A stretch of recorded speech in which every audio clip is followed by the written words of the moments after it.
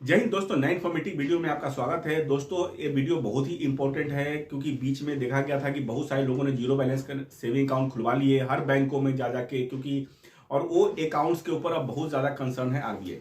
तो दोस्तों इस वीडियो को बने रहेगा और समझिएगा कि एक इसके अंदर क्या पॉलिसी है और क्या आपके लिए अवेयरनेस होना बहुत जरूरी है। तो सबसे पहले दोस्तों, हमारे चैनल पर नए हैं तो लाइक और सब्सक्राइब जरूर करें क्योंकि मेरे चैनल पे बैंकिंग फाइनेंस रिलेटेड सारा अपडेट लेकर आता रहता हूँ। तो चलिए वीडियो को स्टार्ट करते हैं।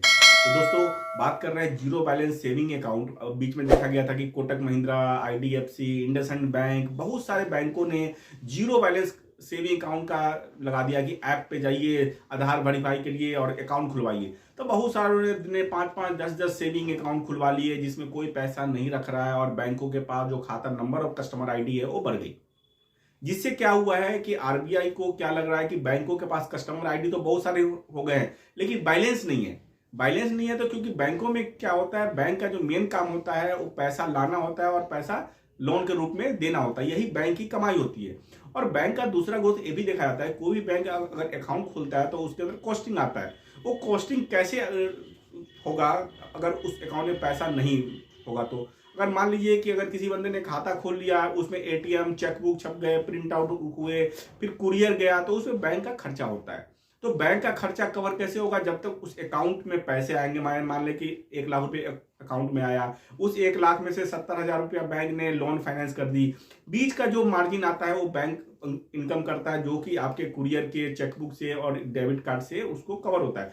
तो ये सारा कुछ कंसर्न मार्केट में आया है। फिर आरबीआई ने देखा कि बैंक इससे परेशान है जीरो बैलेंस अकाउंट्सों के थ्रू, जिसके अंदर कोई ऑपरेटिव अकाउंट नहीं है। तो उस अकाउंट में आरबीआई क्या कर रहा है कि बैंकों को इंस्ट्रक्शन दिया है कि आप उस अकाउंट को क्लोज करिए जो कि अकाउंट मेंटेन नहीं हो रहा है या जिस अकाउंट में जीरो बैलेंस पड़े हुए, जिसको इन ऑपरेटिव अकाउंट कहते हैं। इन ऑपरेटिव अकाउंट जो अकाउंट होता है जिसमें कोई ट्रांजेक्शन नहीं हो रहा है, लोगों ने खुलवा लिए और बस घर बैठे हैं, कोई ट्रांजेक्शन नहीं हो रहा, तो ऐसे अकाउंट आने वाले दिनों में बंद हो जाएगा। तो आप ध्यान दीजिए कि अगर आपको कोई भी अकाउंट आपको चलाना है तो उस बैंक में कॉन्टेक्ट करिए, आप अपने अकाउंट को एक्टिव कराइए और बैलेंस रखना शुरू करिए। दोस्तों सबसे पहले तो मैं अपने चैनल पे यही बताता हूं कि फाइनेंशियल अवेयरनेस के लिए आप ज़्यादा से ज़्यादा खाता ना खुलवाएं, एकदम लिमिटेड अकाउंट खुलवाएं।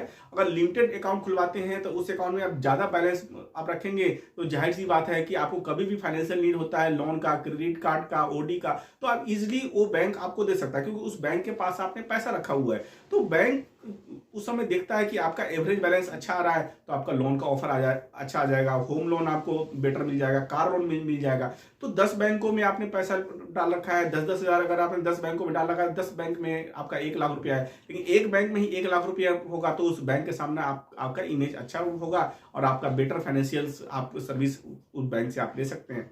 दोस्तों तो मैं सबसे पहले ये कहना चाहूँगा कि अगर आपका अकाउंट चल रहा है तो आपको उसको क्लोज करिए और अपने फाइनेंशियल को सही से रखिए। दोस्तों अच्छा करता हूँ, वीडियो बहुत ज़्यादा इन्फॉर्मेटिव है, लाइक और शेयर जरूर करें। Thank you very much.